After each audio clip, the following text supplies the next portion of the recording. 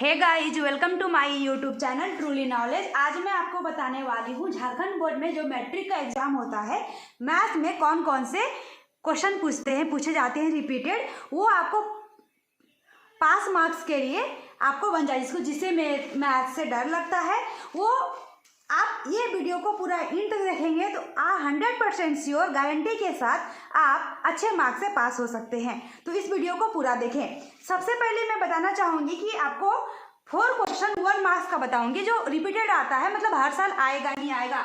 मतलब आपको total marks होगा 1 + 1 + 1 + 1, मतलब 4 क्वेश्चन आपको 1 मार्क्स का बताऊंगी और 3 क्वेश्चन आपको 2 मार्क्स का बताऊंगी। मतलब 2 + 2 + 2 टोटल कितना हो जाएगा, सबको मैं जोड़ के बता रही हूँ। और 2 क्वेश्चन आपको 3 मार्क्स का बताऊंगी और इसके बाद लॉन्ग क्वेश्चन बताऊंगी जो हर साल पूछे जाते हैं 3 क्वेश्चन। तो टोटल आपको आप जोड़ लीजिए 1 2 3 4 4 2 6 2 8 2 10 10 और 3 3 6 16 और इधर 6 6 12 16 और 18 कितना हो गया टोटल 35 मार्क्स। आपको टोटल 35 मार्क्स आ ही जाएंगे। तो चलिए मैं स्टार्ट करती हूँ। सबसे पहला क्वेश्चन, जब आप क्वेश्चन पेपर आपको मिलेगा तो सबसे पहला या सेकंड वाला क्वेश्चन मिलेगा आपको। सबसे पहला नंबर पे या सेकंड नंबर पे क्वेश्चन आपको रहेगा, शून्यकों की संख्या ज्ञात करें। एक आकृति बनी हुई रहेगी, ऐसा क्वेश्चन रहेगा।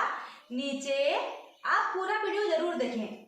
नीचे दिए गए एक फिगर बना हुआ रहेगा आकृति में, y = px ऐसा लिखा हुआ रहेगा आपको क्वेश्चन में। y = px का ग्राफ दिया गया है।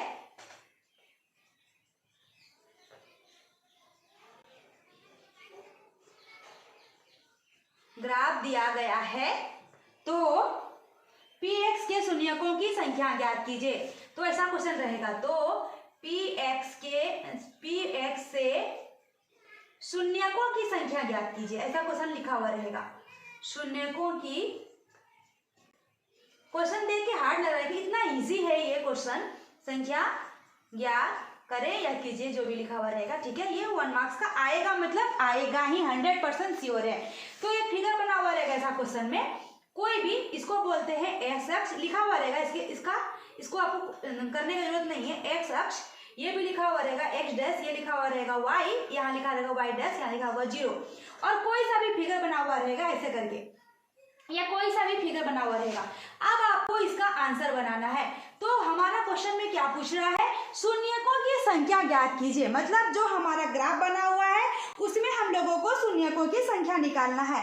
तो शून्यकों की संख्या निकालने के लिए जो हमारा हॉरिजॉन्टल लाइन है, जो हमारा नीचे सोया वाला लाइन है, जो एक्स अक्ष की लाइन है, उस पे हमें क्या करना पड़ेगा, जहां जहां कट हुआ है, जहां जहां क्रॉस हुआ है, उस सबको वैल्यू को काउंट करना पड़ेगा। एक यहाँ कट हुआ है सीधा वाला लाइन में, एक यहाँ कट हुआ है और एक यहाँ कट हुआ है, कितना हो गया 1 2 3। तो शून्य = 3, बस हो गया। ये 1 मार्क्स का आएगा और आसान भी है। ये तो क्वेश्चन है, शून्य = 3, यही आंसर हो गया। ये आपका आंसर हो गया। तो बहुत इजी है। चलिए मैं एक एग्जांपल और दे देती हूँ तो ताकि आपको इजी हो जाएगा। मान लीजिए ऐसा लिखा हुआ रहेगा, इधर x, यहाँ भी x डैश, यहाँ भी y और यहाँ भी y डैश, यहाँ पे o मतलब ओरिजिन, ऐसा लिखा हुआ है। तो शून्यकों की संख्या कितना हो जाएगा इस क्वेश्चन में, बता दीजिए।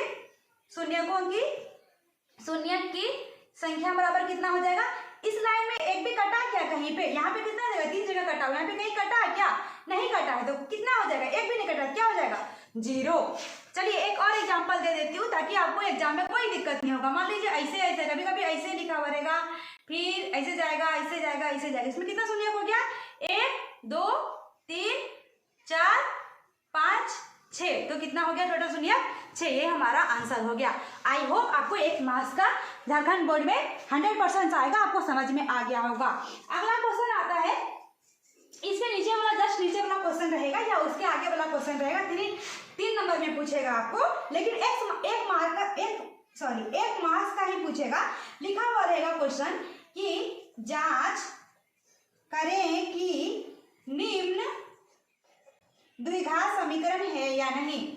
निम्न द्विघात समीकरण है या नहीं। और एक क्वेश्चन दिया हुआ रहेगा ऐसे करके, कुछ भी क्वेश्चन लिखा हुआ रहेगा, 2x माइनस 3 2x प्लस 1 हर साल पूछता है ये सब question. x into x plus 5 इसे हमें चेक करना है। चलिए इसका आंसर बनाएंगे। कैसे बनाएंगे? ये क्वेश्चन को हमें चेक करना है कि ये द्विघात समीकरण है या नहीं। तो द्विघात समीकरण के सबसे पहले मैं आपको ये बता दूं, जो रूल होते हैं द्विघात समीकरण के, वो हमारे किस फॉर्म में होना चाहिए? ax square plus bx plus c बराबर 0। तो हमें ये वाला टर्म को इस फॉर्म में पहले लाना पड़ेगा। जो भी हमारा क्वेश्चन दिया हुआ रहेगा इस फॉर्म में लाएंगे, ax square plus bx plus c। तो चलिए लाते हैं। क्वेश्चन हमारा क्या है? x माइनस 3 2x प्लस 1 बराबर x इंटू एक्स प्लस 5। तो चलिए ये दोनों दोनों के बीच में कुछ नहीं तो गुना है, दोनों को गुना कर देंगे। तो चलिए इधर रफ है हमारा, ये हमारा रफ हो गया। चलिए गुना कर लेते हैं। कितना है? x माइनस 3, तो x माइनस 3 को गुना करना है 2x प्लस 1 से। तो 2 इंटू 1 कितना हो जाएगा? 2x का 1x, यहाँ पावर 1 और यहाँ भी पावर 1, कितना पावर हो गया? 2। फिर प्लस गुना माइनस, क्या हो जाएगा? माइनस। चलिए 3 दूना 6, x है तो साथ में x। अब ये टर्म को दोनों से, तो x 1 इंटू 1 कितना हो जाएगा? 1 लिखिए या ना लिखिए कोई फर्क नहीं पड़ेगा। तो प्लस है तो प्लस ही 1x प्लस माइनस माइनस कितना हो गया? 3। तो क्या हो गया? 2x square. 6 रुपया आपके पास कर्जा है, दोनों सेम सेम टर्म है, घटेगा या जुटेगा? तो 6 रुपया आपके पास कर्जा है और 1 रुपया आपके पास है, तो कितना हो गया? 5x कर्जा हो गया आपको माइनस 3। तो माइनस को मानते हैं कर्जा और प्लस को मानते हैं जो आपके पास अमाउंट है। तो कितना हो गया? 2x square minus 5x minus 3। ये तो हो गया, ये दोनों को मल्टीप्लाई किए तो ये हमारा आ गया।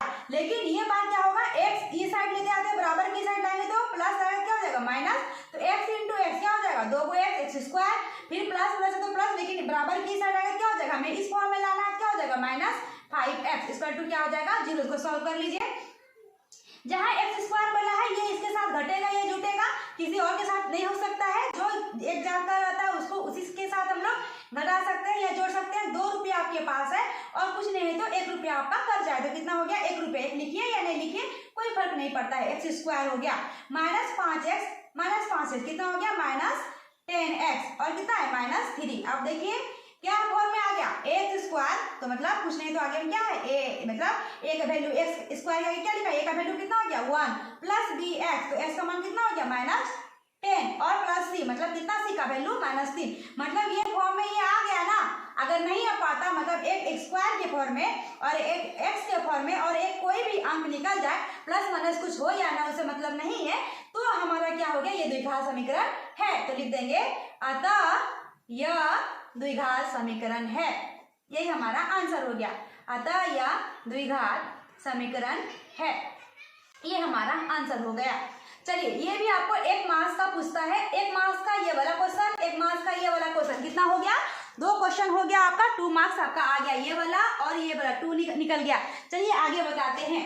अगर आपको स्क्रीनशॉट लेना चाहते हैं तो स्क्रीनशॉट ले लीजिए। आई होप आपने स्क्रीनशॉट ले लिया होगा। तो चलिए मैं इसे आगे बढ़ती हूँ।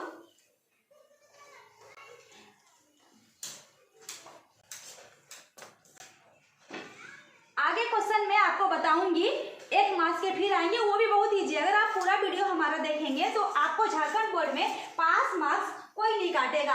पास मार्क्स के लिए तो ये तो आपका हो गया थ्योरी पेपर, आपका प्रैक्टिकल में भी आपको मिलेगा नंबर, तो आपका 100% श्योर है कि आपका फर्स्ट डिवीजन मार्क्स तो आ ही जाएगा। जिसे मैथ से डर लगता है वो भी आसानी से पास कर सकते हैं। तो अगला क्वेश्चन मैं बताना चाहूंगी, आता है त्रिकोणमिति से, आता है ट्रिगोनोमेट्री से, आता है क्वेश्चन नंबर 4 में रहेगा। क्वेश्चन नंबर 4 के क्वेश्चन में ही आता है, हर साल आता है।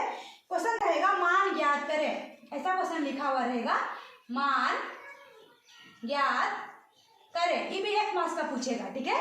क्वेश्चन ऐसा रहेगा, बहुत इजी रहेगा, लिखा हुआ रहेगा टेन साइन कॉस या कुछ भी चीज लिखा हुआ रहेगा, उससे घबराने का नहीं है। 10 26 डिग्री बटे कॉट 64 डिग्री, इसका वैल्यू निकालना है।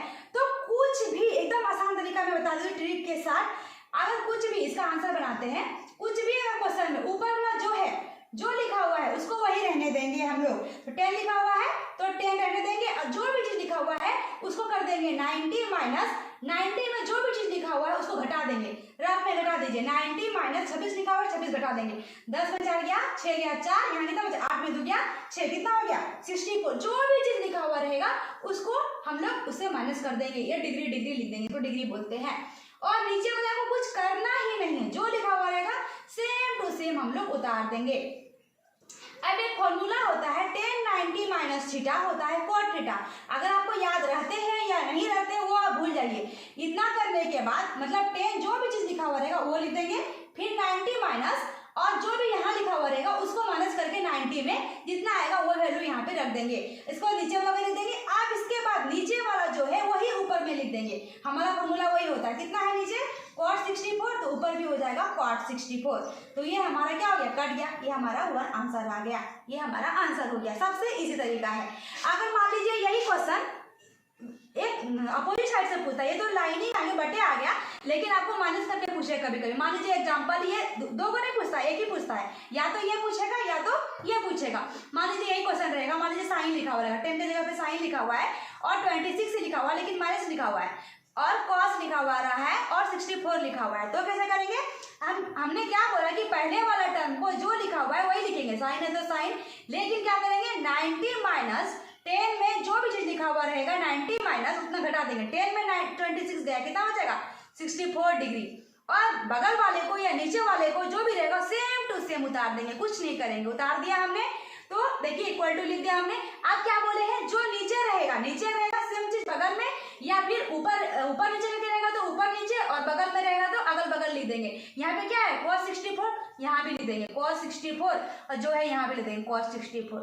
ये फॉर्मूला होता है एक्चुअल में, साइन 90 माइनस थीटा क्या होता है cos थीटा, तो वही मैंने cos थीटा लिखा है। लेकिन अगर आपको समझ में नहीं आ रहा है, जो इधर वाला टर्म है वही टर्म यहाँ लिख देंगे, या जो ऐसा वाला क्वेश्चन पूछेगा जो नीचे में टर्म रहेगा वही टर्म ऊपर में लिख देंगे। ठीक है, कटा के 1 आ जाएगा, लेकिन इसको घटा के 0 हो जाएगा। इतना में इतना cos 64 में cos 64 जाएगा, कितना हो जाएगा 0 हो जाएगा। यही हमारा आंसर हो गया। एक मार्क्स का पूछेगा, मतलब 100% श्योर हो जाइए कि पूछेगा, तो 1 1 1 कितना हो गया 3 1, मतलब 3 मार्क्स आपके आ जाएंगे, 100% श्योर है।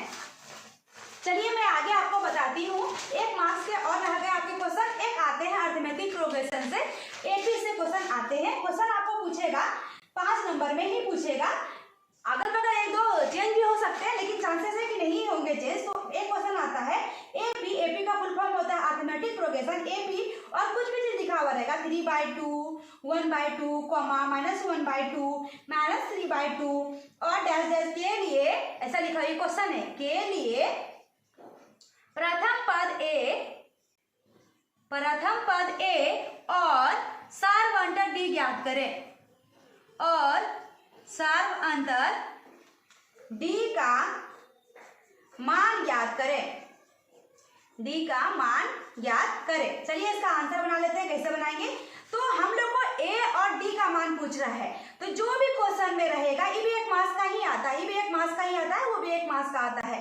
तो जो भी क्वेश्चन में रहेगा सबसे पहला पद क्या है हमारा, जो क्वेश्चन अपने क्वेश्चन लिख लेते हैं वापस से, 1/2 -1/2 -3/2, यही है।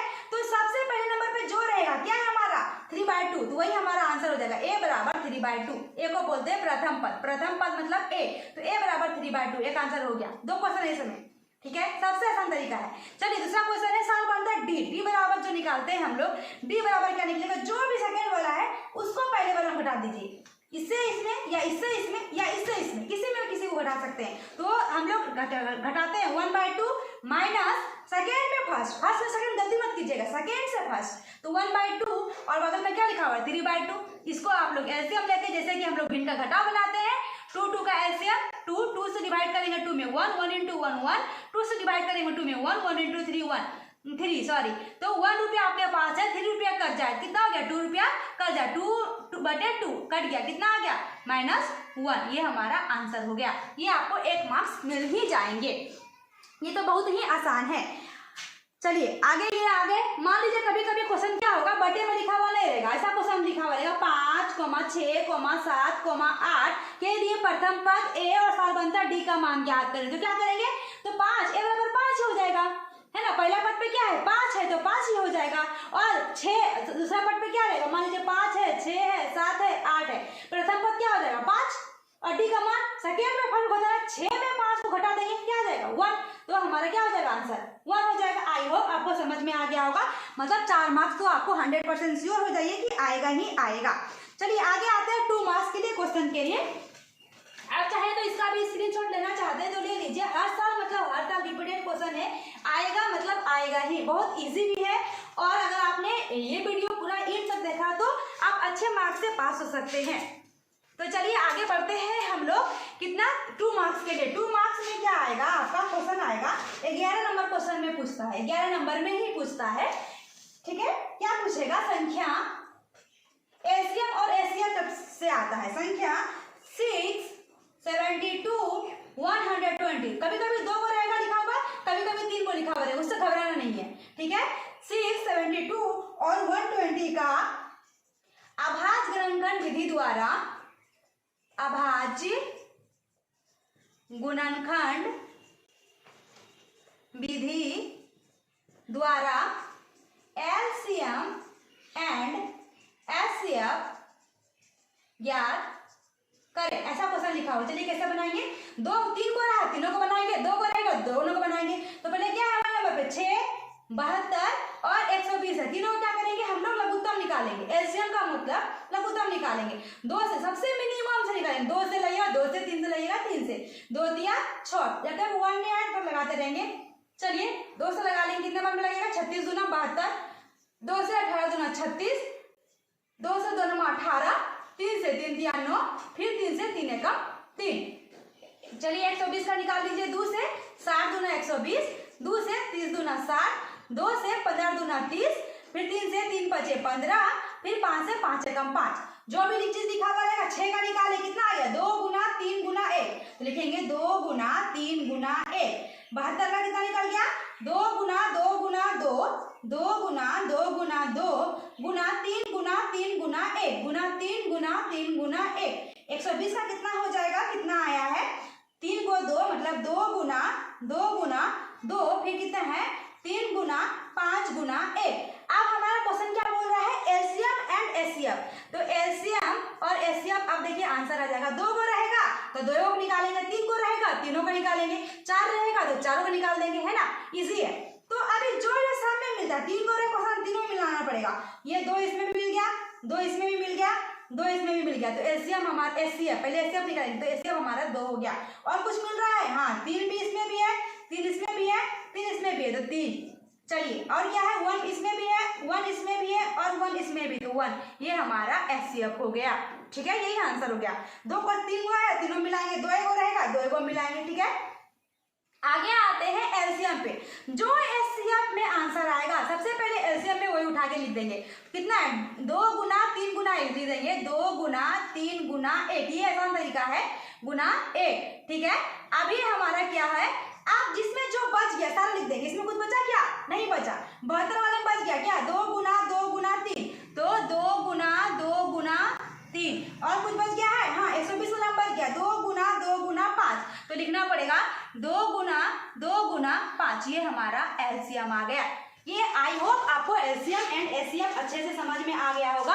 तो आपका ये भी आपका 2 मार्क्स हो गया। मतलब कितना? 4, 2, 6 नंबर आपका आ जाएगा, 100% श्योर हो जाइए। अगर आपको और भी देख बनाना हो तो आप अपना रिवीजन कर सकते हैं। आपको बहुत सारे गेस्ट पेपर, मॉडल पेपर या आपके बुक में आपको मिल जाएंगे, तो आप वहां से रिवीजन ढेर सारा कर सकते हैं ताकि आपको दिक्कत ना हो वहां पे बोर्ड एग्जाम में बनाने में। चलिए आगे बढ़ते हैं हम लोग। अगला क्वेश्चन पूछेगा 12 नंबर में। भाग पूछता है, भाग, बहुपद का भाग पूछता है। तो बहुपद क्वेश्चन ऐसा रहेगा, बहुपद px बराबर x to the power 4 minus 5x plus 6। यहाँ पे चेंजेस होते रहेंगे, कुछ भी चीज आएंगे यहाँ पे क्वेश्चन को। बहुपद gx भाग देना है 2 माइनस एक्स स्क्वायर से। ठीक है, से भाग देने के लिए बोल रहा है। भाग है जो सिंपल भाग बनाते हैं ना हम लोग, उसी तरीके से बनाना पड़ेगा। भाग देने के बाद तथा भागफल एवं शेषफल लिखें, तथा भागफल एवं शेषफल लिखें। ये भी आपको पूछेगा 2 नंबर का। ठीक है, तो बहुपद छोटा वाला जो टर्म है हम उससे भाग देते हैं gx, तो कितना लिखा हुआ, चलिए आंसर बनाते हैं, भाग बनाना है सिंपल सा। तो 2 - x² लिखा हुआ, ऐसे भाग लगता है क्या? नहीं लगेगा। जो हमारा ABCD लेटर में जो हमारा कैसा है ना, अंग्रेजी के लेटर में जो भी लिखा उसको हम लोग आगे लिखते हैं। क्या है हमारा 2 - x² को हम लोग लिख देंगे क्या, -x² + 2, ठीक है, इसको उल्टा के लिख देंगे। भाग दे देंगे, कितना भाग देना है हम लोगों को, x⁴ - 5x + 6 से। चलिए हम लोग साइड में गुना भी बनाते हैं, तब लोग भाग देंगे। तो कितना है हमारा -x² + 2। हमें कितना प्रूफ यहाँ पुराना है, रूल होते हैं पूरा फर्स्ट वाला टर्म हमारा कटना ही चाहिए, ये भाग का रूल है, फर्स्ट वाला टर्म हमारा कटना ही चाहिए। तो इसके लिए हमें मल्टीप्लाई करना पड़ेगा, किसी भी हालत में ऐसा मल्टीप्लाई क्या चीज से करें जो हमारा यहाँ पे x⁴ आना ही चाहिए, इधर कुछ भी आ जाए, ठीक है। तो क्या चीज से मल्टीप्लाई करेंगे, यहाँ पे प्लस है, यहाँ पे हमारा माइनस है, तो माइनस से मल्टीप्लाई करना ही पड़ेगा, तभी तो माइनस गुना माइनस क्या हो जाएगा, प्लस। अभी कितना x⁴ है तो x⁴ 2 से मल्टीप्लाई करना पड़ेगा, तो माइनस गुना माइनस प्लस हो गया, x⁴ 2 × 2 क्या हो गया 4, प्लस माइनस क्या हो जाएगा -2 × 1 2, और क्या साथ में x², क्या चीज से हम लोग मल्टीप्लाई किए, तो -x² से क्या आ गया मल्टीप्लाई करके, x⁴ - 2x²। अब क्या है हमारा भाग का रूल कि जो भी टर्म गुना करके आने के बाद जो प्लस में रहता है उसको हम लोग माइनस लिखते हैं, जो माइनस में रहता है उसको क्या करते हैं प्लस, तभी तो पहला वाला टर्म क्या हो गया, सेम आ गया, तो क्या हो गया, कट गया। अभी क्या बड़ा जो रहेगा उसको उतारते हैं, यहाँ पे बड़ा कौन, x⁴ 1 है, यहाँ x⁴ कितना है 2 है, लेकिन इसका चिन्ह क्या बदल गया, प्लस हो गया, तो ये में लिखेंगे पहले 2x²। अभी क्या है यहाँ पे -5x + 6। चलिए अभी हमारे पास क्या है, माइनस है, तो किससे गुना करना पड़ेगा, प्लस बुलाने के लिए माइनस से ही, और यहाँ पे क्या है 1, तो यहाँ पे कितना है 2, तो -2 से तो गुना करना ही पड़ेगा।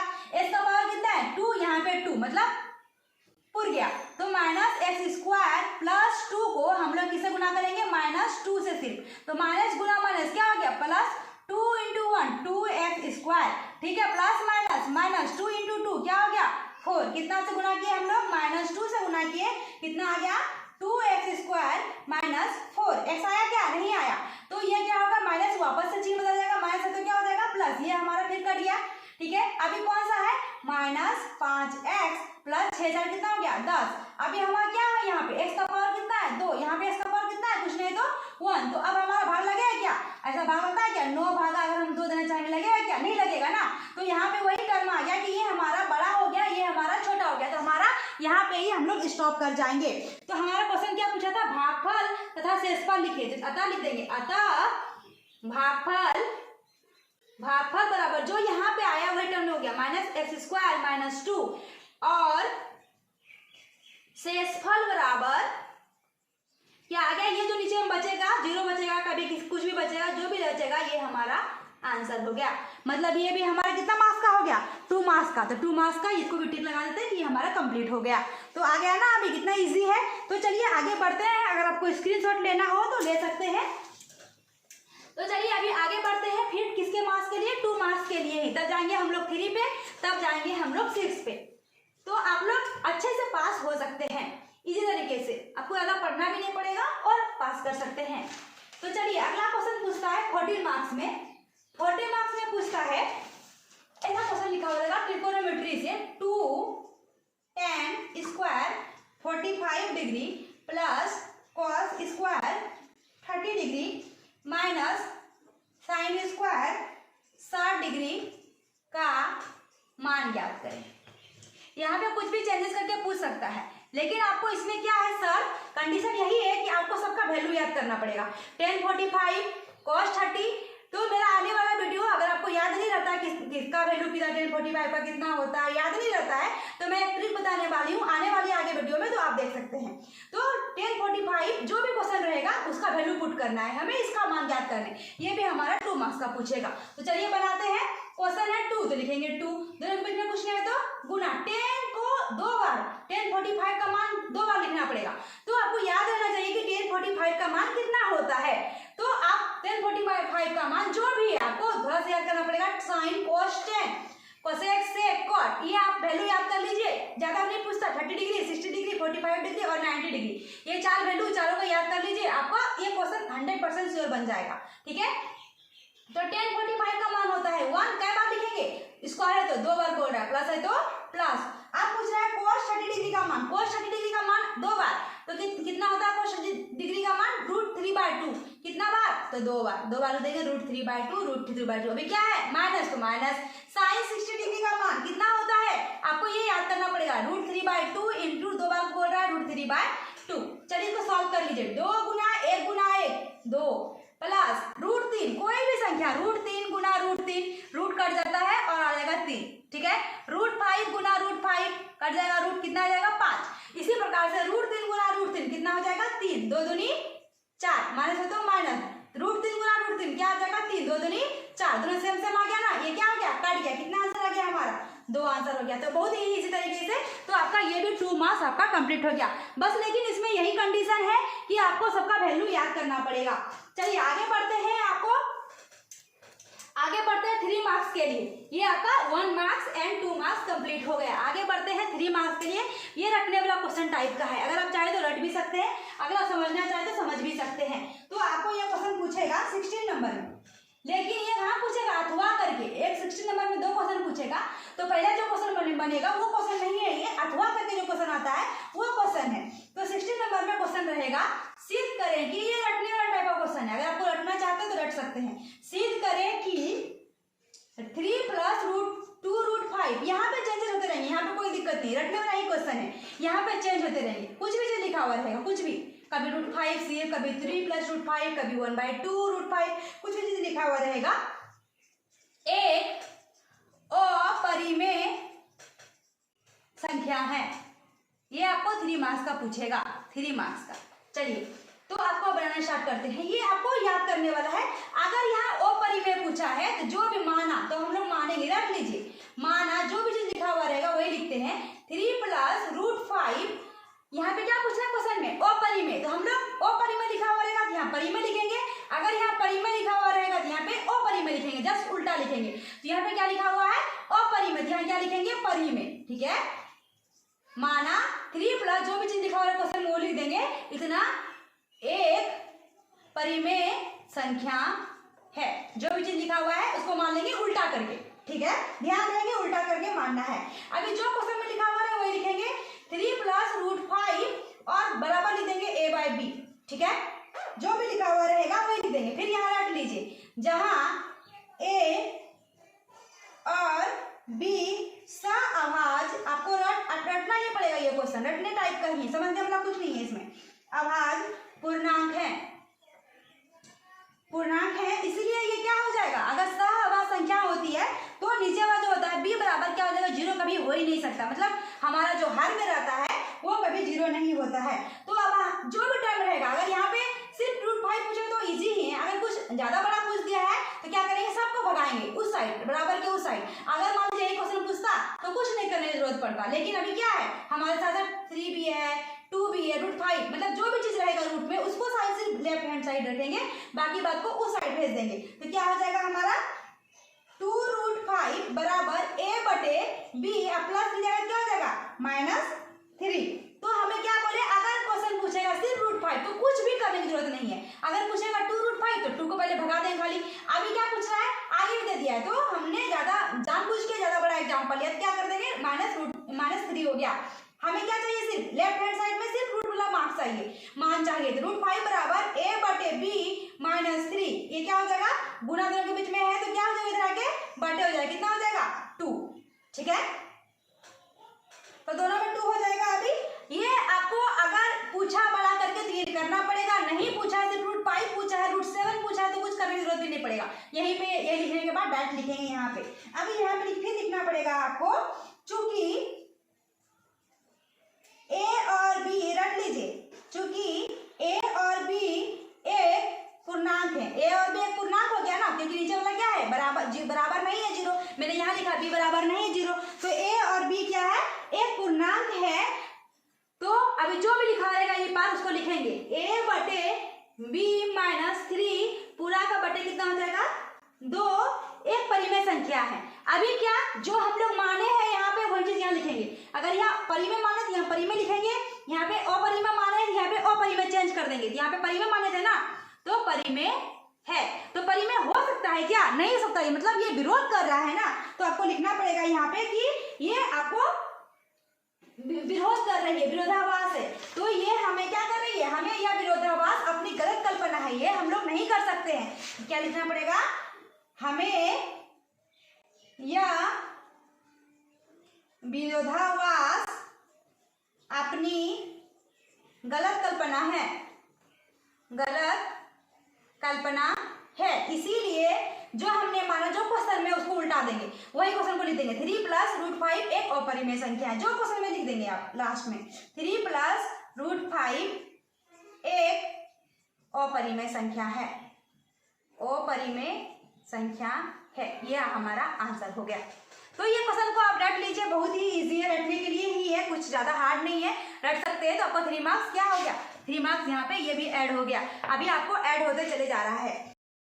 अगला क्वेश्चन आता है 3 मार्क्स के लिए, त्रिभुज के क्षेत्रफल निकालने के लिए आता है। तो मैंने क्वेश्चन लिख रखा है, 23 नंबर क्वेश्चन में अथवा में पूछेगा। 23 नंबर क्वेश्चन में अथवा में आता है, बिंदु कोई भी क्वेश्चन लिखा हुआ रहेगा P - 1.5, 3 Q 6 - 2 R - 3 4 से बनने वाले त्रिभुज का क्षेत्रफल ज्ञात करें।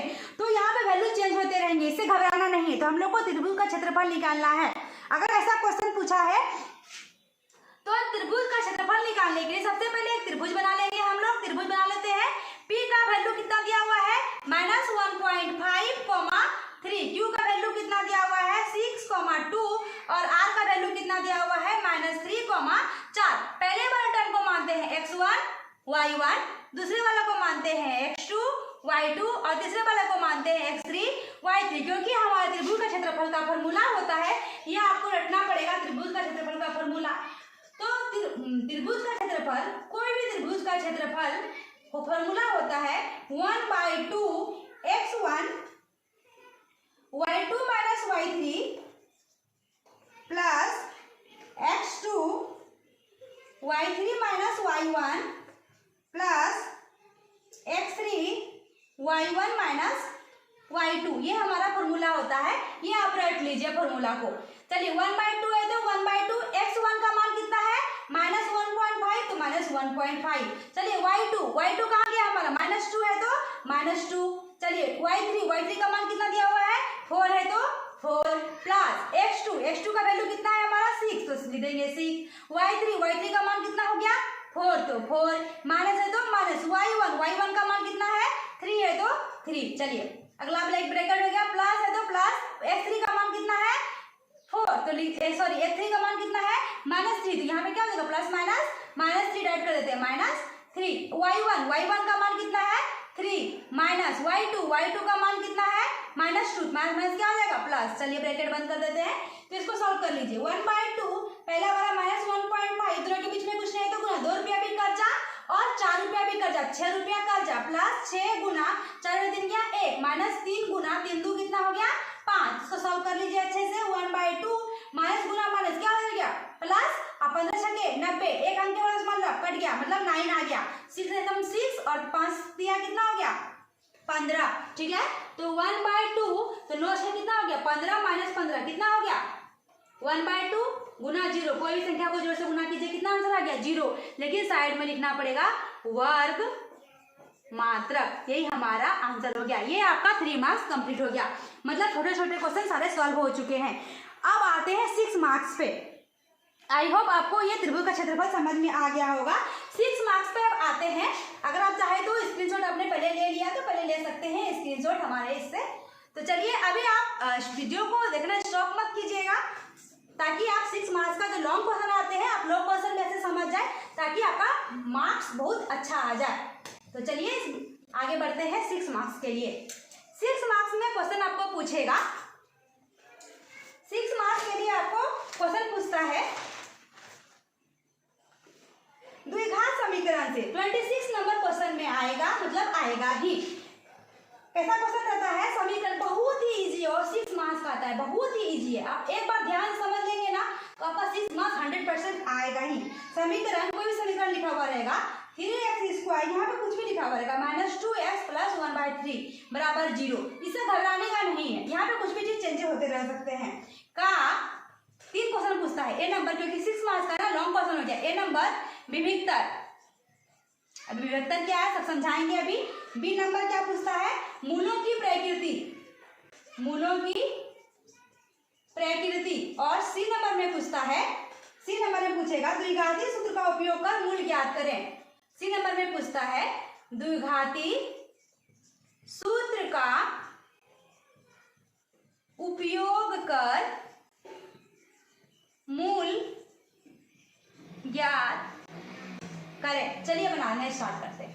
जो क्वेश्चन में लिखा हुआ है पहले उसको लिखते हैं हम लोग। क्या लिखा हुआ है, 3x² माइनस 2x प्लस 1/3 बराबर 0। तो पहले नंबर में क्वेश्चन में क्या पूछा है, विभिक्तर। विभिक्तर का मतलब होता है डी, डी का मान पूछ रहा है। विभिक्तर को बोलते हैं हम लोग बड़ी डी, कैपिटल डी। तो डी बराबर फॉर्मूला होता है b² माइनस 4ac। अभी b कौन सा है, a कौन सा है, c कौन सा है, तो x² के आगे जो लिखा हुआ रहेगा टर्म उसको बोलते हैं a बराबर कितना हो गया 3। चलिए x के आगे जो लिखा हुआ रहता है उसको बोलते हैं b, तो क्या है -2, तो -2। c मतलब जो वैल्यू लिखा हुआ रहेगा उसी का वैल्यू होता है 1/3। अभी d बराबर वैल्यू पुट कर दिए b², b का मान कितना है -2 गुना -2 -4, दोनों बीच में कुछ नहीं तो गुना, a का मान कितना है 3 गुना c का मान कितना है 1/3, तो ये कट गया। तो क्या हो गया, d बराबर विभिक्तर, यही विभिक्तर निकल रहा है हमारा। 2 दूनी -, 2 दूनी 4 और घटा 4, तो d बराबर कितना हो गया 0। ठीक है, d बराबर कितना आ गया हमारा 0। यहाँ पे कंडीशन है, ये आंसर यही हो गया कि विभिक्तर क्या है। पहला क्वेश्चन क्या है, विभिक्तर, विभिक्तर क्या निकल गया हमारा 0। दूसरा क्वेश्चन क्या है, मूलों की प्रकृति। यहाँ पे आप अच्छे समझ लीजिए, यहाँ पे 3 कंडीशन होता है, 3 कंडीशन होता है। पहला कंडीशन, अगर यहाँ पे वैल्यू निकालते निकालते d बराबर 0 आ गया तो हमें लिखना पड़ता है यहाँ पे कि मूलों की प्रकृति समान है। क्या लिखना पड़ेगा, ये रट लीजिए आप, मूलों की प्रकृति समान है। दूसरा नंबर क्वेश्चन का आंसर हो गया, मतलब हो गया। अगर मान लीजिए डी का मान माइनस में आ जाता है या फिर 0 से कम आता है, लेस देन, अगर डी का मान 0 से छोटा आता है तो क्या लिखेंगे, यहाँ पे लिखने का तरीका बदल जाएगा, मूलों की प्रकृति असंभव है, मतलब नहीं निकलेगा, असंभव है। सबको करके समझाते हैं।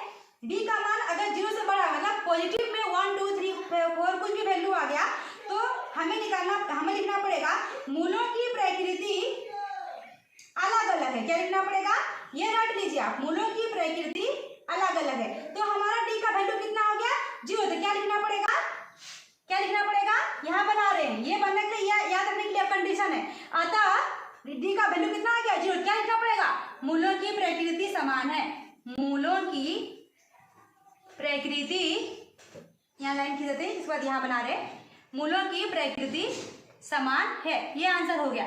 ठीक है, एक आंसर यहाँ हो गया, एक आंसर मतलब बी नंबर क्वेश्चन निकल गया। सिर्फ यहाँ का वैल्यू, ये वैल्यू को देख के ये कुछ भी तीनों का 0 आ गया तो ये लिखना पड़ेगा, 0 छोटा आ गया तो ये लाइन लिखना पड़ेगा, 0 से बड़ा आ गया तो ये लाइन लिखना पड़ेगा। लिख देंगे तो हमारा बी नंबर क्वेश्चन बन गया। ठीक है, सी नंबर क्वेश्चन के लिए हमें ये बी नंबर क्वेश्चन हो गया। ठीक है, ये ए नंबर क्वेश्चन बन गया।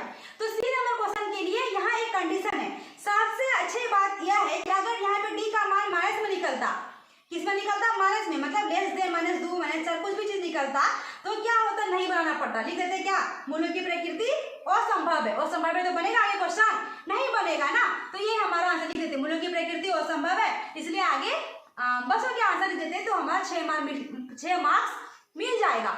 लेकिन यहाँ पे 0 आ गया या फिर कोई वैल्यू पॉजिटिव में आ गया तो सी नंबर क्वेश्चन बनाना पड़ेगा। तो सी नंबर क्वेश्चन बनाने के लिए क्या पूछ रहा है, द्विघाती सूत्र का उपयोग कर मूल ज्ञात करें। तो द्विघाती सूत्र का उपयोग कर मूल ज्ञात करें, मतलब हमारा फॉर्मूला याद रखना पड़ेगा। मूल का फॉर्मूला होता है x बराबर -b प्लस माइनस √d/2, ये फॉर्मूला रखना पड़ेगा आपको। अगर आपका यहाँ पे वैल्यू 0 या पॉजिटिव आता है तो सी नंबर क्वेश्चन बनाना पड़ेगा, अगर नेगेटिव में आता है तो नहीं बनाना पड़ेगा। तो वैल्यू पुट कर दीजिए, x बराबर माइनस, तो माइनस लिखा हुआ, माइनस b का मान कितना निकाले हम लोग, -2, माइनस क्या हो गया प्लस माइनस √d का मान कितना निकल गया 0, तो 0। चलिए बटे है तो बटे, 2 गुना, कुछ नहीं तो गुना, a का मान कितना है तो 3, तो x बराबर 2, तो कुछ नहीं 2 प्लस माइनस √0 का वर्गमूल तो 0 ही आएगा, बटे 3 तो कितना हो गया 6। यहाँ पर डिवाइड करेंगे 2 पार्ट में, तो x का मान वो निकल गया 0, एक बार प्लस ले लेंगे, 0 प्लस 6 बटे 0, 2 प्लस 0 बटे 6, एक बार यही चीज माइनस में ले लेंगे तो x बराबर क्या हो जाएगा 2 माइनस 0/6। तो 2/6 का मतलब क्या हो गया, 2 एकम 2, 2 तिया 6, कितना आ गया 1/3। यहाँ पे भी हो गया 2/6 मतलब 1/3। यहाँ भी तो लिखा है हमने मूलों की प्रकृति d बराबर 0 आएगा, क्या होगा मूलों की प्रकृति समान है, मतलब अगर 0 आंसर आएगा तो वैल्यू सेम आएगा, सेम आंसर आएगा, ठीक है। और अगर निगेटिव में आए तो बनाना ही नहीं पड़ेगा, और पॉजिटिव में अगर यहाँ रहता कोई भी आंसर रहता डी वाला तो यहाँ पे वैल्यू अलग निकलता और यहाँ पे वैल्यू अलग निकलता। तो इससे आप लोग चेक भी कर सकते हैं कि मतलब हमने सही बनाया या नहीं बनाया, तो इससे प्रूफ भी हो सकता है। आई होप आपको समझ में आया होगा। ये 6 मार्क्स भी कंप्लीट हो गए पहला वाला। अभी 2 6 मार्क्स का क्वेश्चन है, तो अभी जो क्वेश्चन मैं बताने वाली हूँ 26 आगे जो क्वेश्चन 6 मार्क्स का है, लेकिन इसमें एक कंडीशन है। क्या कंडीशन है कि दो थ्योरम पूछता है, दो थ्योरम पूछता है। एक पूछता है थेस थ्योरम, थेस परी में, एक पूछता है पाइथागोरस। ये रूल है झारखंड बोर्ड का कि एक साल अगर पिछले साल अगर थेस थ्योरम पूछा हुआ रहेगा तो आपको अगला आने वाले साल में पाइथागोरस पूछेगा, और अगर पाइथागोरस पूछा हुआ रहेगा पिछले साल में तो आने वाले साल में थेस पूछेगा। तो मैं आपको दोनों थ्योरम बता देती हूँ, आप अपने अपने बोर्ड के देखते हुए, प्रीवियस ईयर का क्वेश्चन देखते हुए आप अपना क्वेश्चन बना सकते हैं। तो अभी ये 6 मार्क्स मतलब बन गया। ये 6 मार्क्स के लिए क्या है, हमारा 2 क्वेश्चन पढ़ना पड़ेगा, जिसमें से दोनों में से कोई एक आएगा। ये 100% श्योर नहीं है कि यही आएगा थेस वाला कि पाइथागोरस आएगा, नहीं बोल सकते। मतलब एक साल थेस आता है और एक साल पाइथागोरस आता है, ठीक है। तो चलिए, मतलब ये 6 मार्क्स को लाने के लिए हमें कम से कम 2 क्वेश्चन पढ़ना पड़ेगा, ठीक है। तो आप इससे घबराइए नहीं, आप अगर आप कर सकते हैं तो कर लीजिए, तो आपका मार्क्स बढ़ते जाएगा। तो पहले मैं बताती हूँ, इसको 2 तरीके से क्वेश्चन पूछता है। ये क्वेश्चन आपको 28 मार्क्स में पूछेगा, 28 नंबर में पूछेगा। ऐसे डायरेक्ट लिखा हुआ रहेगा थेस परमेय या थेस परमेय को लिखें, ऐसा लिखा हुआ रहेगा, थेस परमेय लिखें, ठीक है। अगर क्वेश्चन ऐसे नहीं पूछेगा तो या करके पूछेगा, घुमा के क्वेश्चन पूछेगा। क्वेश्चन पूछने का तरीका होता है, यदि किसी त्रिभुज में, ये अगर रटना चाहते तो रट सकते हैं, समझना चाहते हैं मैं समझा दूंगी, अगर आप रटना चाहते हैं तो रट भी सकते हैं। ये क्वेश्चन 2 क्वेश्चन रट सकते हैं। यदि किसी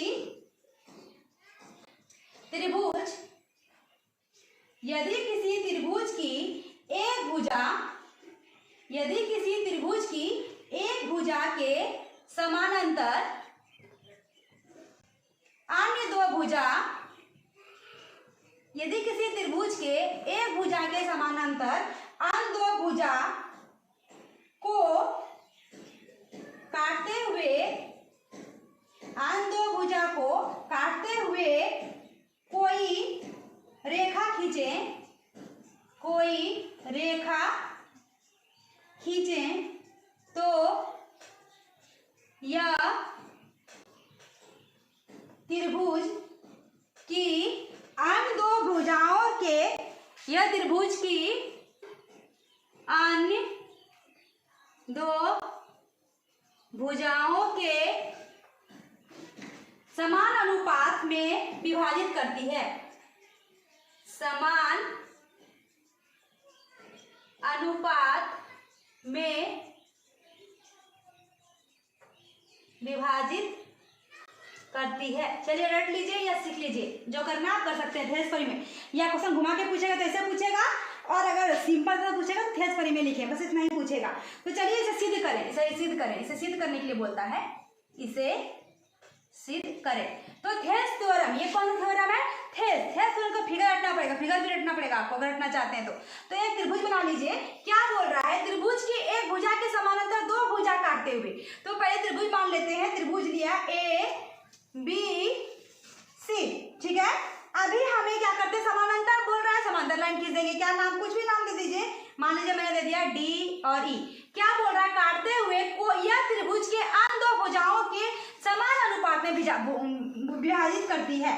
तो मान लीजिए हमने क्या किया, B से लेके E को मिला दिया और D से लेके C को मिला दिया, और एक लंब डालते हैं। प्रूफ करने के लिए हम लोग को लंब डालना पड़ेगा। यहाँ से मान लीजिए D लंब डाले A और E पे, और E से एक लंब डाल देते हैं D और E पे, दोनों का नाम रख देते हैं। मान लीजिए इसका नाम N रख दिए और इसका नाम हमने M रख दिया। ये हमारा लंब है, यहाँ पे हमने 90 डिग्री का कोण बना दिया, मतलब ये हमारा लंब है। सबसे पहले रटने का भी तरीका, रटना है तो रटने का भी तरीका यही है कि सबसे पहले जो लिखते हैं, जो हमने लिया उसको मानना पड़ेगा। माना त्रिभुज, क्या त्रिभुज माना, ABC, त्रिभुज ABC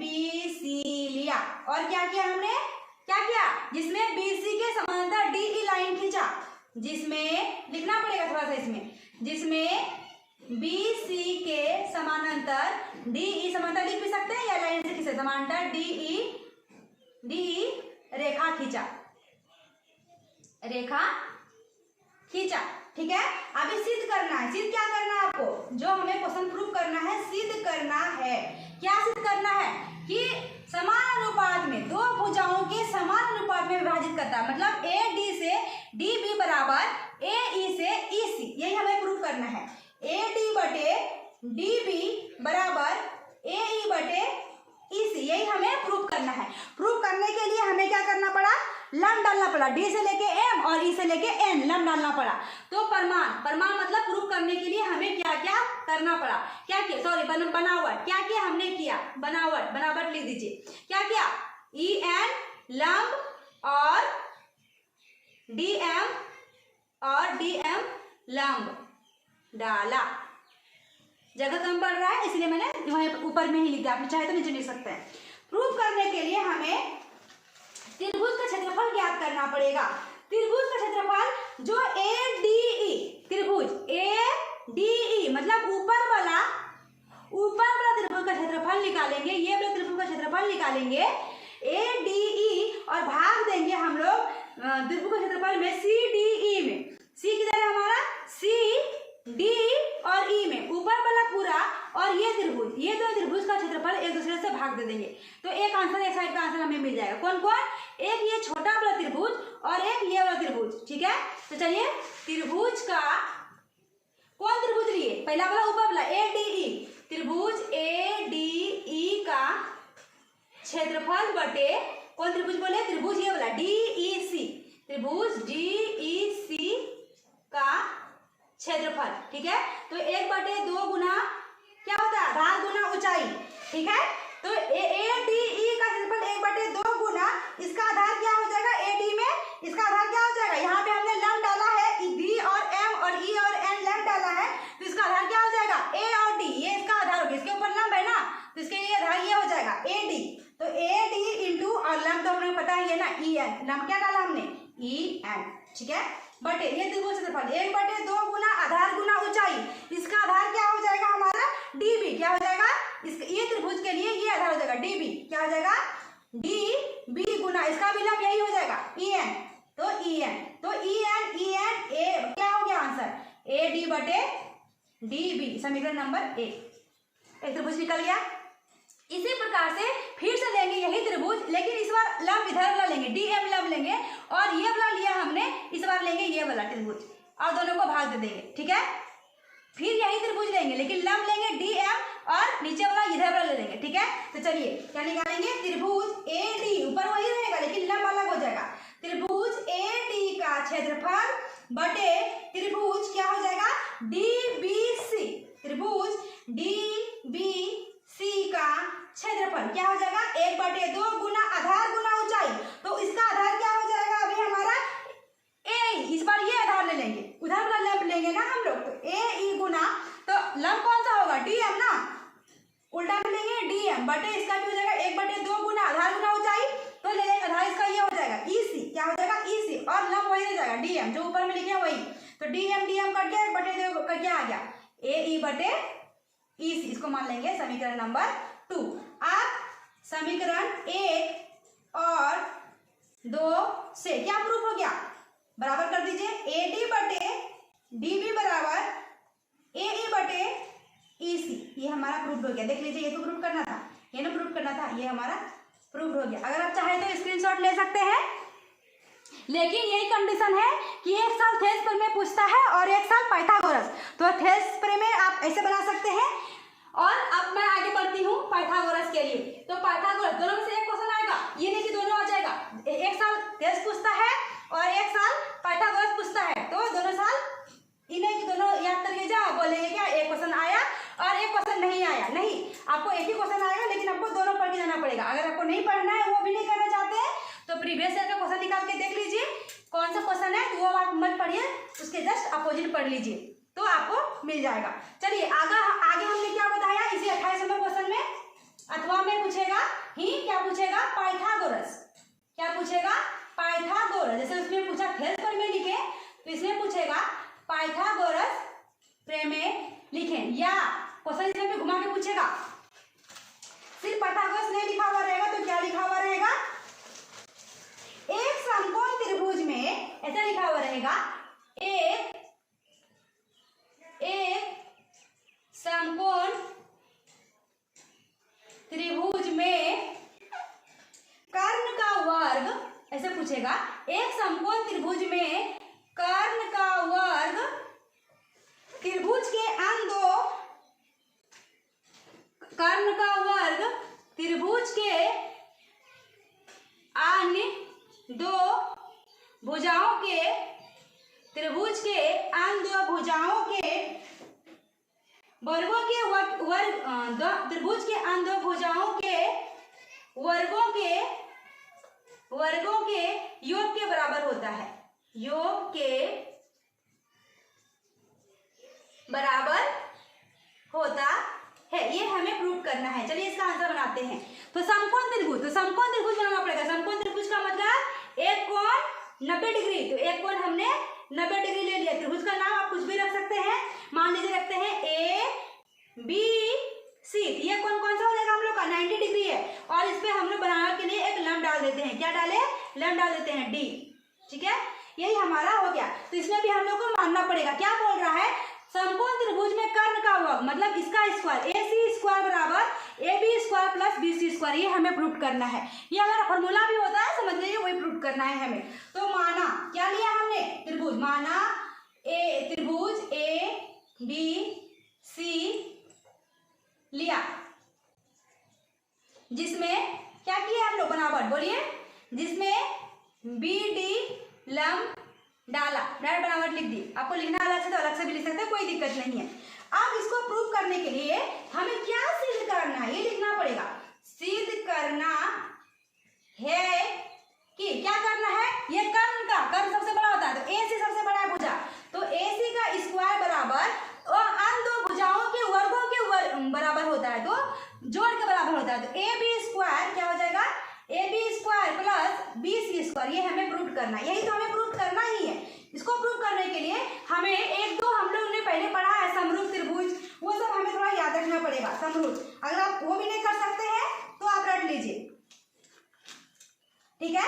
हम लोग जानते हैं, लिखना पड़ेगा, हम जानते हैं त्रिभुज का समरूप क्या है, हम जानते हैं कि प्रमेय द्वारा थ्योरम होता है। एक थ्योरम को प्रूव करने के लिए, प्रमेय को प्रूव करने के लिए हम लोग को दूसरा प्रमेय यूज करना पड़ता है। तो प्रमेय द्वारा यदि एक समकोण कर्ण, प्रमेय को डायरेक्ट लिख सकते हैं, प्रमेय द्वारा क्या होता है, डायरेक्ट लिख दीजिए, उतना लिखने की जरूरत नहीं है।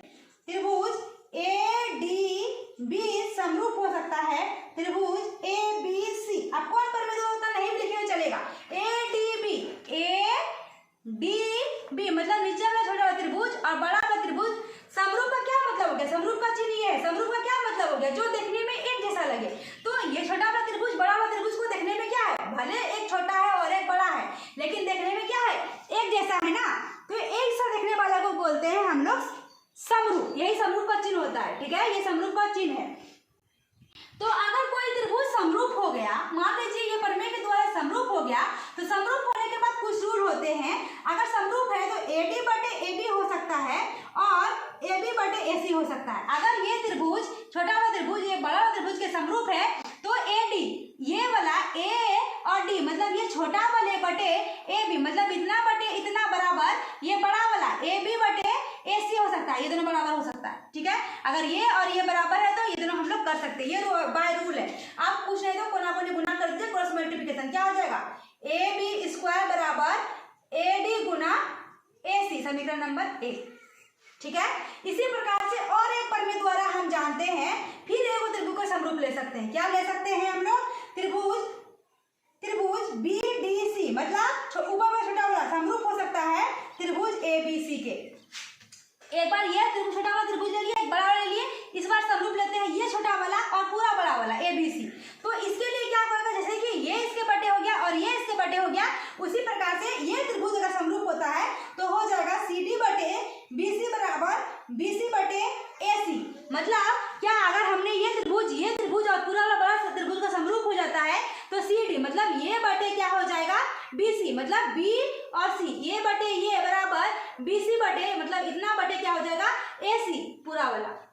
अगर समरूप होता है ये रूल के हिसाब से कि हम लोग कर सकते हैं, ये अगर आप नहीं कर सकते हैं तो रट सकते हैं, ठीक है। कोना कोनी फिर गुना कर दीजिए, क्या हो जाएगा BC गुना BC, B स्क्वायर बराबर CD गुना AC, समीकरण नंबर 2। अब क्या है समीकरण 1 और समीकरण नंबर 2 को जोड़ देने पर लिखिए 1 + 2 क्या हो गया, एक में क्या है लेफ्ट को रूल है, लेफ्ट को लेफ्ट साइड में जोड़ेंगे, राइट को राइट साइड से।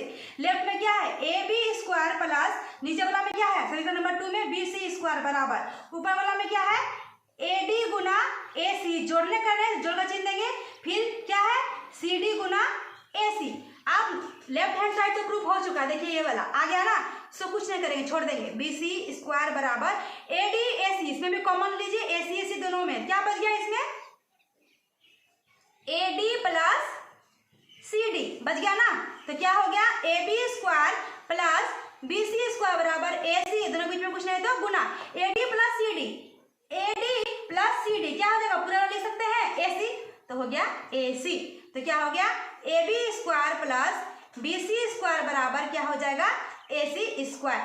ये हमारा प्रूव हो गया, देख लीजिए हमें यही प्रूव करना था ना, यही साइड लिखा हो उससे कोई फर्क नहीं पड़ता है, तो ये हमारा क्या हो गया प्रूव्ड हो गया। आई होप आपको पाइथागोरस और थेस में समझ में आ गया होगा। तो मतलब ये 6 मार्क्स अभी कंप्लीट हो गया, अब लास्ट के 6 मार्क्स बच गए, जो कि आपको पूछेगा माध्य मीन निकालने के लिए या माध्यक निकालने के लिए, या फिर आपको पूछेगा बहुलक निकालने के लिए, अथवा पूछेगा तीनों क्वेश्चन रहते हैं, या फिर माध्य निकालिए, या फिर आप माध्यक निकालिए, या फिर आप बहुलक निकालिए। तो अगर आपको जो इजी लगे, मैं तीनों चीज बता देती हूँ, तीनों क्वेश्चन पूछेगा लेकिन अथवा में करके पूछेगा, या एक वो बनाइए या फिर माध्य बनाइए या फिर बहुलक बनाइए, तो एक एक करके मैं तीनों समझा देती हूँ, तो तीनों आप कर सकते हैं, जो आपको इजी लगेगा तीनों में से कोई एक क्वेश्चन आप टच कर सकते हैं अथवा में, ठीक है। तो क्योंकि 6 मार्क्स के हो गए ना, तो मैं बड़ा क्वेश्चन में तीनों क्वेश्चन बता देती हूँ, ठीक है। तो क्वेश्चन नंबर लास्ट रहेगा 30 नंबर क्वेश्चन लास्ट है, ये लास्ट क्वेश्चन और लास्ट 6 मार्क्स। क्या पूछेगा चलिए पहले मैं बताती हूँ, आपको फॉर्मूला रखना पड़ेगा, 3 फॉर्मूला होते हैं, 3 फॉर्मूला के लिए माध्य माध्यक बहुलक, ये एक एक करके मैं बताती हूँ। सबसे पहले आपको माध्य निकालना सिखाती हूँ। क्वेश्चन ऐसे पूछेगा, मान लीजिए क्वेश्चन ऐसा रहेगा, वर्ग अंतराल, लास्ट क्वेश्चन रहता है और इधर लिखा हुआ रहेगा बारंबारता, ठीक है, ऐसा रहता है 100 से 150, 150 से 200, 200 से 250, 250 से 300, ये आपको क्वेश्चन में दिया हुआ रहेगा, और 300 से 350 इतना ही क्वेश्चन में है, 300 से 350, इसका वैल्यू दिया हुआ है 4, इसका 5, इसका 12, इसका 2 और इसका भी 2। क्वेश्चन पूछेगा माध्य ज्ञात करें, माध्य ज्ञात करें, ठीक है। तो माध्य का पहले फॉर्मूला आप याद कर लीजिए। माध्य का फॉर्मूला होता है माध्य बराबर, इधर लिख देती हूँ, माध्य का फॉर्मूला होता है समेशन, इसको बोलते हैं समेशन, ठीक है, समेशन FI/XI, अब किसको बोलते हैं FI/XI, नीचे आगे समझाएंगे, FI/XI बटे समेशन FI, ठीक है, ये हमारा माध्य का हो गया। इसको जो क्वेश्चन लिखा है इसको हम लोग वर्टिकल खड़े करेंगे, वर्ग अंतराल जो लिखा हुआ है उसको फिर से लिखना पड़ेगा हम लोग को, क्योंकि इसको हम लोग को मल्टीप्लाई करना पड़ता है, जो लिखा हुआ है अभी कुछ नहीं कर रहे हैं, सिर्फ सेम टू सेम उतार रहे हैं, ठीक है। 100 से 150, 150 से 200, 200 से 250, 250 से 300, 300 से 350। यहाँ पे क्या लिखा हुआ है बारंबारता, तो बारंबारता लिख देते हैं, बस हम लोग लाइन चेंज कर दिए, वर्टिकल हॉरिजॉन्टल को वर्टिकल बना दिए। इसका वैल्यू 4 दिया हुआ है, इसका 5, इसका 12, इसका 2, इसका भी 2। अब हमें इसको जो भी चीज दिया हुआ रहता है ये वाला, इसको बोलते हैं FI, यही हमारा FI होता है, ठीक है। अब हम लोग को एक और है, अगर हम लोग को निकालना रहेगा वर्ग चिन्ह, इसके बाद हम लोग को निकालना पड़ता है वर्ग चिन्ह, वर्ग चिन्ह का ही नाम है XI। आप क्या निकालना फॉर्मूला में FI/XI, दोनों गुना कर देंगे, मतलब दोनों गुना ही है ना, एफ आई एक्स आई निकाल लेंगे तो ये जगह बैठाना पड़ेगा खाली। तो आप वर्ग चिन्ह कैसे निकलता है, वर्ग चिन्ह कैसे निकलेगा, जो इधर दिया वर्ग अंतराल दिया होगा दोनों को जोड़ के 2 से भाग दे देंगे। मतलब 100 प्लस 150 दोनों को जोड़ दिए कितना आ जाएगा 250 और 2 से भाग दे देंगे बटे 2 कितना आ जाएगा 2 एकम 2 और 2 दूनी 4 1 2 पंचे 10 कितना आ जाएगा 125। समझ में आया। 100 और 150 कितना हो गया 250, 250 का आधा कितना हो गया 125। दोनों को जोड़ के कितना कर देंगे 2 से भाग। 200 और 150 को जोड़ दीजिए और उसको 2 से भाग दे दीजिए। हम यहाँ पे मैं डायरेक्ट लिख देती हूँ 175 आएगा। ये दोनों को जोड़ के 2 से भाग दे देंगे तो कितना आ जाएगा 225 आ जाएगा। ये दोनों को जोड़ के 2 से भाग देंगे तो कितना आ जाएगा 275 आ जाएगा। और ये दोनों को जोड़ के 2 से भाग देंगे कितना आ जाएगा 275 325। ये मैं मिटा देती हूँ यहाँ से, ठीक है। ये आप निकाल सकते हैं। अभी क्या गुना करना है, इतना गुना इतना आप कर लीजिए 125 into 4 F I S I T का मान कितना आ जाएगा आप गुना कर लीजिएगा 500। ये दोनों को गुना करेंगे कितना आ जाएगा 175 गुना 5 कितना आ जाएगा 875। ये गुना ये कर देंगे इतना गुना है 12 कितना हो जाएगा 2700 और 275 गुना 2 कर देंगे कितना आ जाएगा 550 आ जाएगा और 325 गुना 2 कितना आ जाएगा 650। अब क्या मान है हमारा एफ आई कौन सा है इसको जोड़ दीजिए कितना आएगा 4 5 9 सबको जोड़ दीजिए कितना जोड़ के आएगा 25। आप जोड़ लीजिएगा ये चाहिए इसका वैल्यू इसको जोड़ दीजिए कितना आ जाएगा जोड़ के आप जोड़ लीजिएगा 5275। अब हमें क्या निकालना है माद बराबर क्या होता है summation F I D X I. तो कितना वैल्यू निकल गया 5275 और क्या है समेशन एफ आई का मान कितना निकल गया 25। ये तो हमारा कटता है तो कटा दीजिए नहीं तो आप यहीं पे आंसर छोड़ सकते हैं। तो आपका 6 मार्क्स यहाँ कंप्लीट हो गया। लेकिन आपको मैं आगे बता देती हूँ बहुलक और माध्यक जो आपको आसान लगे आप वही बनाइएगा तीनों में से कोई एक, ठीक है। आगे मैं बता रही हूँ माध्यक।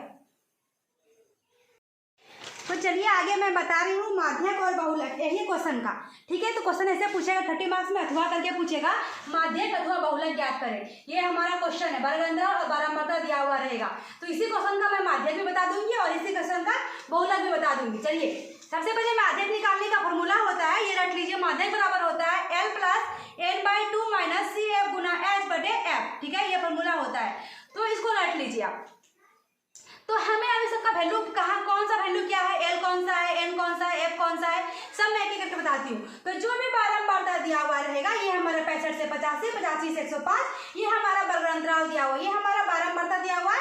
तो बारंबारता को सबको पहले क्या करना पड़ेगा जोड़ देना पड़ेगा। ये n/2 निकालने के लिए हमें क्या करना पड़ेगा सबको जोड़। ये हमारा n का वैल्यू होता है तो n बराबर कितना हो गया सबको जोड़ लीजिए कितना हो जाएगा 68 आप जोड़ सकते हैं। तो हमारा वहाँ क्या पूछा है n/2 तो n/2 निकालना पड़ेगा ना। n/2 बराबर क्या हो जाएगा 68/2 कितना हो जाएगा n/2 जगह पे तो 2 3 जा 6 2 4 जा 8 कितना हो जाएगा 34।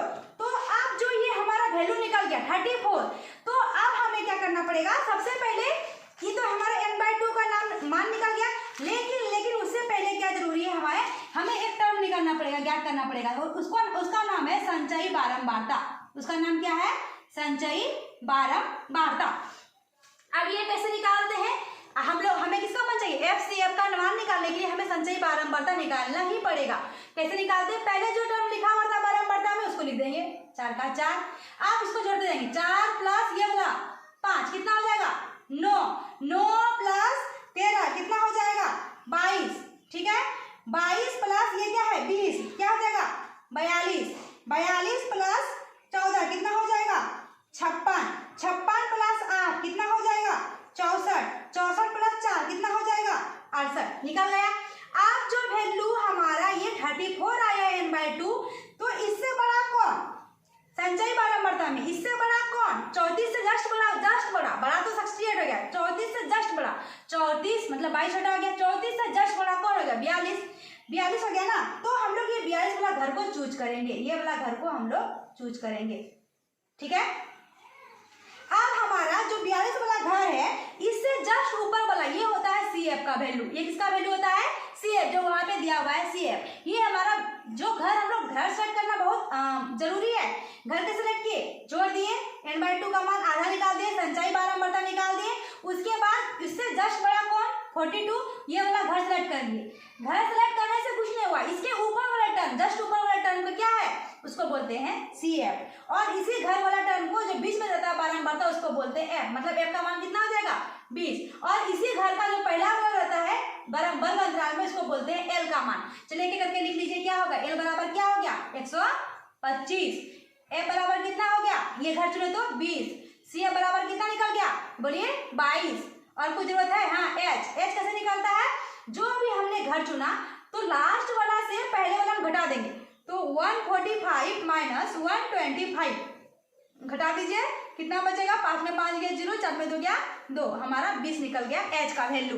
तो अब हमारा सबका मान निकल गया, सिर्फ हमें क्या करना है, वैल्यू पुट करना है। तो माध्यक बराबर क्या हो जाएगा, माध्यक बराबर L का मान कितना है 125, जोड़ है तो जोड़, n/2 का मान कितना निकल गया 34, तो 34 माइनस CF का मान कितना निकल गया 22 बटे F का मान कितना निकल गया 20 गुना H का मान कितना है 20, ये 20 कट गया 125, 34 में 22 घट गया तो कितना बच गया 34 में 22 घटा लीजिए, 4 में 2 गया 2, 3 में 2 गया 1, कितना बच गया 12।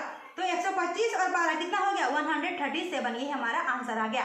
आई होप आपको माध्यक समझ में आ गया होगा। तो इसी क्वेश्चन का हम अभी बनाते हैं बहुलक। तो चलिए, अगर आपने स्क्रीनशॉट नहीं लिया है तो ले सकते हैं। तो बहुलक निकालने के लिए हम लोग को थोड़ा सेम रूल यही है, थोड़ा चेंजेज है, क्योंकि हमारा क्या होगा, चेंज हो जाएगा फॉर्मूला, तो ये भी चेंज हो जाएगा, ठीक है। तो हमारा क्वेश्चन यही है ना, तो सिर्फ ये वाला हम लोग मिटा देते हैं, ये लाइन संचयी बारंबारता मिटा देते हैं, क्योंकि क्वेश्चन हमारा क्या है यही है। ये F मिटा देते हैं, क्योंकि वापस से क्वेश्चन क्यों लिखेंगे, तो हम लोग क्या करते हैं, इसी क्वेश्चन को बना लेंगे बहुलक, ठीक है। तो ये हमारा क्वेश्चन है, ठीक है। इसी क्वेश्चन का माध्यक तो बन गया। अभी बहुलक के लिए क्या होता है, इसके लिए भी अलग फॉर्मूला होता है, ये फॉर्मूला आपको याद करना पड़ेगा फिर से। तो बहुलक बराबर फॉर्मूला होता है L प्लस अभी F1 माइनस F0 बटे 2F1 minus F0 minus F2 गुना H, ये हमारा बहुलक का फॉर्मूला होता है, ठीक है। तो ये फॉर्मूला आप याद कर लीजिए। आप इसमें क्या क्या आ गया, L कौन सा है, F1 कौन सा है, F0 कौन सा है, बहुत ही आसान है, इसमें कुछ निकालने की जरूरत नहीं पड़ेगी हमें, सिर्फ हमें क्या करना पड़ेगा, बनाना पड़ेगा, कौन सा घर है सेलेक्ट करना पड़ेगा। तो सबसे पहले हम लोग को सबसे बड़ा घर सेलेक्ट करना पड़ता है, बहुलक निकालने के लिए बहुलक वर्ग निकालना पड़ता है। तो बहुलक वर्ग कैसे निकालेंगे हम लोग, तो सबसे बड़ा घर, सबसे ज्यादा वैल्यू किसका है, इसमें 20 का है ना, तो 20 वाला घर को सिलेक्ट करेंगे हम लोग। कौन सा घर को सिलेक्ट करेंगे, 20 वाला घर को सिलेक्ट कर लिया हम, सबसे बड़ा कौन 20, तो 20 वाला घर को हमने सिलेक्ट कर लिया। अब जो घर को सिलेक्ट किया, ये हो गया F1 का मान, इसके जस्ट ऊपर वाला होता है F0 का मान, इसके जस्ट नीचे वाला होता है F2 का मान। तो F0 F1 F2 तो निकल गया। अभी इसके इसी के लाइन के आगे होता है L का मान, तो कितना हो गया L बराबर 125। चलिए सबका पान पे लिखते हैं, F0 बराबर कितना हो गया 13, F1 बराबर कितना हो गया 20, F2 बराबर कितना हो गया 14। अभी क्या बच गया सिर्फ H बराबर क्या हो गया, वही लास्ट वाला में पहले वाला घटा देंगे, कितना बचेगा 145 माइनस 125, कितना बच गया 20। अभी वैल्यू पुट कर लीजिए, बस हो गया, आंसर हो गया। बहुत इजी है, बहुलक बराबर बहुलक बहुत इजी है।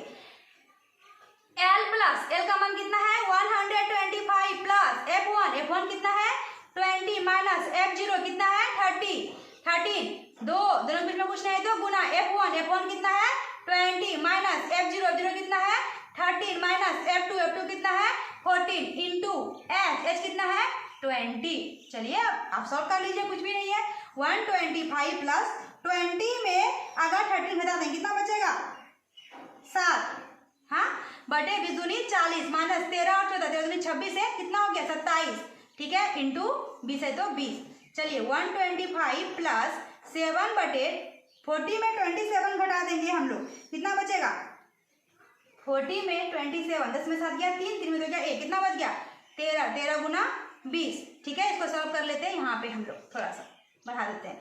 तो 125 प्लस 13 गुना 20 कितना होगा 20 सत्ते 7 140 बटे कितना हो जाएगा 13, इसके नीचे कुछ नहीं तो 1। आप क्या करेंगे लघुत्तम निकाल लीजिए वैल्यू, आप एलसीएम निकाल लीजिए और इसका क्या निकाल लीजिए वैल्यू। चलिए हम निकालते हैं, 1 से भाग देंगे 13 में, 13 गुना 125 कितना आ जाएगा, सॉरी 1 से भाग देंगे 13 में कितना आएगा 13 गुना 125 कितना आ जाएगा 1625। आप गुना कर लीजिएगा, 13 से भाग देंगे 13 में, एक गुना 140 तो 140 बराबर, दोनों को जोड़ लीजिए, कितना आ जाएगा 763/13। यही हमारा आंसर हो गया। आई होप आपको झारखंड बोर्ड का मैथ का क्वेश्चन पेपर ऐसे समझ में आ गया होगा। आपको 35 में 35 मार्क्स मिल जाएंगे और आपको प्रैक्टिकल भी होता है। प्रैक्टिकल में 20 में अगर आपको 18 भी मिलता है तो कितना मार्क्स हो जाएगा 8 5 3 3 4 5 मतलब 53 मार्क्स तो कोई नहीं काटेगा। और एक नंबर वाला क्वेश्चन पूछता है मतलब ये आपको पूछेगा ऐसा कि फॉर्मूला याद करने के लिए आप 1-2 क्वेश्चन रट लीजिएगा। 1 नंबर के लिए पूछता है कि इसके सूत्र क्या होते हैं, इसके मान कितने होते हैं, वो रटने वाला क्वेश्चन है, इसके तुरंत याद करें तो रट सकते हैं। अगर नहीं भी किए तो आपने 53 मार्क्स इसी तरीके से निकाल लिया। आई होप आपको हमारा ये वीडियो अच्छा लगा हो तो लाइक सब्सक्राइब एंड शेयर जरूर करें। Thank you.